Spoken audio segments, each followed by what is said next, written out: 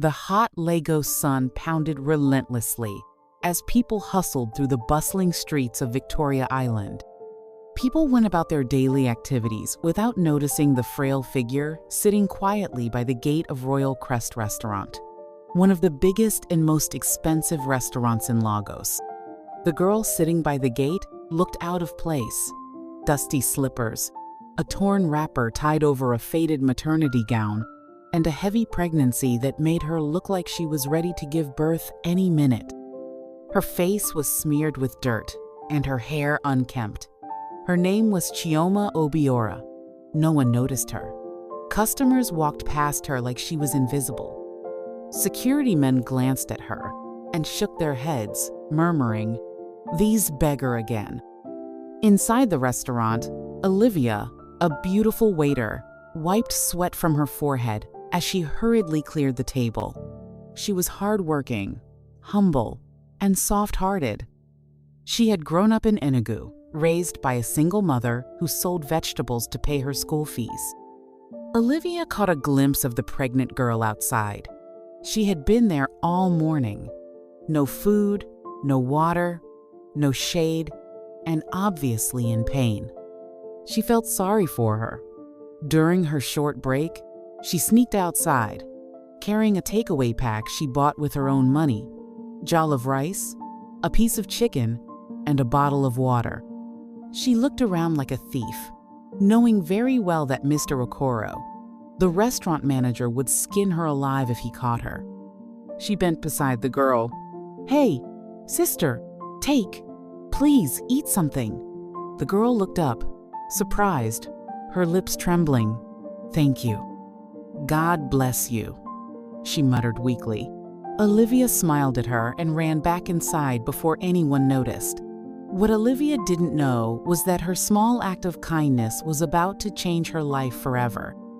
Later that evening, after the last customer had left, Olivia was cleaning the floor when Mr. Okoro stormed into the restaurant, his face like thunderclouds. "Who gave food to that beggar outside?" he barked. The entire staff froze. No one spoke. Mr. Okoro turned, eyes searching, until they landed on Olivia. "You?" he pointed. "I saw you from the CCTV. You left your duty post to go and feed that thing outside. In this restaurant, food is for customers.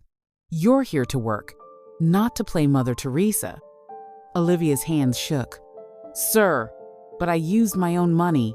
"Shut up," Mr. Okoro roared. "You're fired." The entire staff gasped. Some shook their heads. Others felt pity but dared not speak. "Please, sir," Olivia begged, tears gathering in her eyes. "I need this job. I only wanted to help." "You can help her from the unemployment line," Mr. Okoro snapped and turned away. "Security! Escort her out," he ordered. As Olivia walked out of the restaurant, carrying her small bag, tears streaming down her face, the pregnant beggar at the gate watched her quietly. Olivia didn't even look in her direction. She was too heartbroken. But fate was weaving something in the shadows. What no one knew was that the beggar girl outside wasn't just any street girl. She was Chioma Obiora, the long-lost daughter of Chief Desmond Obiora, the billionaire CEO who owned Royal Crest Restaurant and over 10 other businesses across Nigeria. 17 years earlier, Chief Desmond Obiora had reported his daughter missing after his wife died in a tragic accident. They had traveled to Ibadan when they had an accident that claimed Mrs. Obiora's life and left Chief Desmond Obiora unconscious for 3 days. Surprisingly, 3-year-old Chioma wasn't found at the accident scene. They searched for her for months but couldn't find her. Many believed the little girl was dead. But here she was, after 17 years, broken, pregnant, begging at the gate of her father's own restaurant, and nobody knew. Olivia's simple act of kindness was the first light that had reached Chioma in months. Shortly after Olivia was sent out, it began to rain. The rain that night was merciless. It poured down in heavy sheets, washing the streets of Lagos and making the gutters overflow. Olivia sat under a small zinc shelter outside a closed roadside kiosk, her uniform soaked, her bag clutched tightly against her chest like a baby. Her eyes were swollen from crying. After Miss Okoro fired her that evening, Olivia didn't have enough money to get back to Obalende, where she lived. She had hoped that she could get a loan from her colleagues, as the little change she had left after buying food for the pregnant girl outside earlier that day wasn't even enough for a bus fare. Even if she found her way back, how would she face her landlady with rent due in 2 weeks and no job to promise payment? How would she tell her mother in the village that she had lost her job over something so foolish, an act of kindness?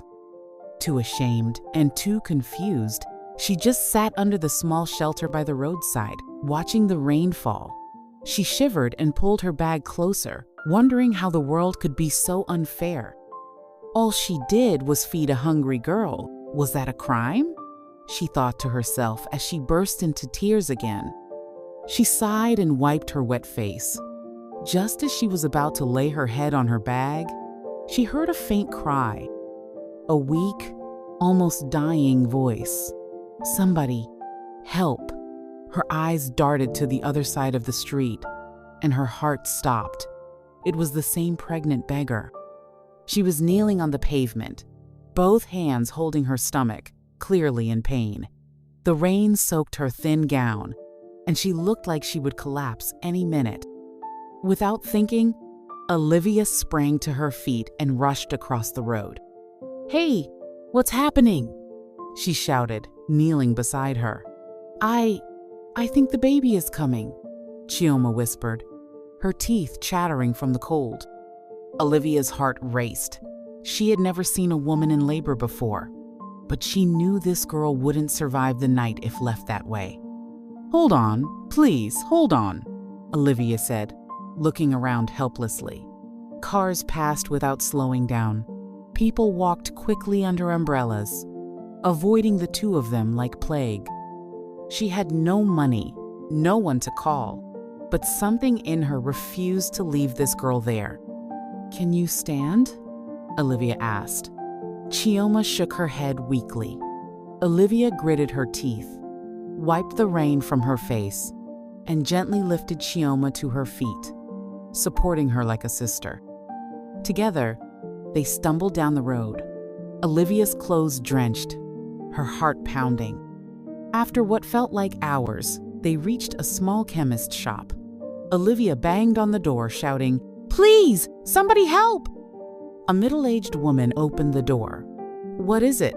she asked, looking concerned. "Please, Ma," Olivia begged. "She's in labor. We need your help."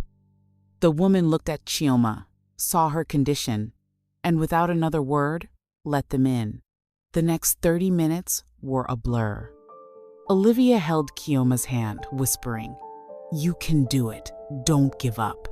Thankfully, the woman, whom they later knew as Mama Deborah, was a retired midwife. She helped Chioma through labor. Chioma screamed in pain, her body shaking vigorously. Tears streamed down Olivia's face as she watched the girl fight for her life and her baby. Finally, with one last push, a piercing cry filled the small chemist room. Chioma gave birth to a baby girl. Olivia smiled through her tears as she watched Chioma hold the tiny, screaming bundle close to her chest. "You did it," Olivia whispered, wiping Chioma's forehead. "You're safe now." Chioma looked at her with tired eyes, her lips trembling. Mama Deborah moved quietly around the small room, cleaning up and making hot tea for the girls. There was something motherly about her, the way she spoke, the way she moved. Years of midwifery had left her with soft eyes but firm hands. After a while, when the room settled into silence, Olivia leaned closer and touched Chioma's arm gently. "What's your name?" she asked softly. Chioma hesitated for a moment before responding. "My name is Chioma." "Chioma?" Olivia whispered. "You don't have to tell me anything if you don't want to." But I would like to know, how did a girl like you end up like this?" Chioma blinked, her lips trembling. She looked at her baby and swallowed hard. "I wasn't always like this," she began quietly, her voice heavy with emotion. "I don't even remember who my real parents are. The only person I called Mama was a woman named Madame Rita. She told me she found me by the roadside when I was about 3 years old, and that when she asked me what my name was, I said Chioma. She said I was abandoned." Chioma's eyes filled with tears as she continued. "Growing up with her was like living in prison. She wasn't my mother. She was my tormentor. Although she sent me to a local primary and secondary school, she made me hawk pure water on the streets of Ibadan every day, after school. If I didn't sell enough, she would deal with me like a dog. I never had friends. I never knew what love felt like. Each time I tried to protest her unfair treatment, she would remind me that she wasn't my mother. Neither was she responsible for my predicament. According to her, taking me in was enough favor already.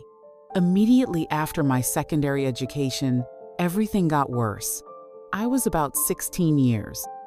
One day, Madame Rita told me I was old enough to start following men, that I had to bring money home like the other girls living with her. But I refused. She beat me until I couldn't stand.